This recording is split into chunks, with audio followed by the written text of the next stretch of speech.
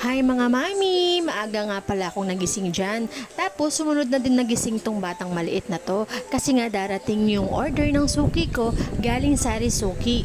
Yan pala ang lagi kong ginagawa pagkagising namin sa umaga, ang ayusan siya, palitan ng diaper at syempre pakainin bago na din akong kumain. Hindi ko kasi siya pwedeng hindi ipitan mga mare kasi medyo mahaba na yung bangs niya at natutusok na din yung banda sa mata niya.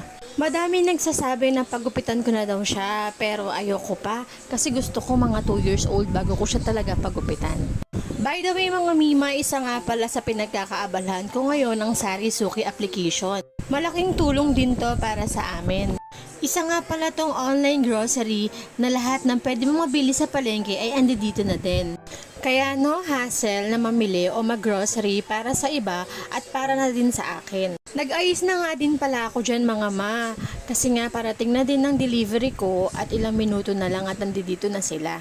Ayan na nga mga mare at dumating na nga yung Sari Suki team natin. In fairness, on time sila. Charis! Actually mga ma, on time talaga sila at ayan ang kinagandahan sa kanila. Ay baba na nga nila isa-isa itong grocery ni Suki. Shala, Princess Street yun, Charis! O diba mga mare, ang daming order ni Suki, nakakatuwa. Meron din pala sila dyan mga mare, bigas, fruits, vegetables, and frozen goods. May libre pa silang pa-jacket ma. Kung gusto nyo din palang umorder mare, lalagay ko na lang dyan yung link. Siya, hanggang dito na lang.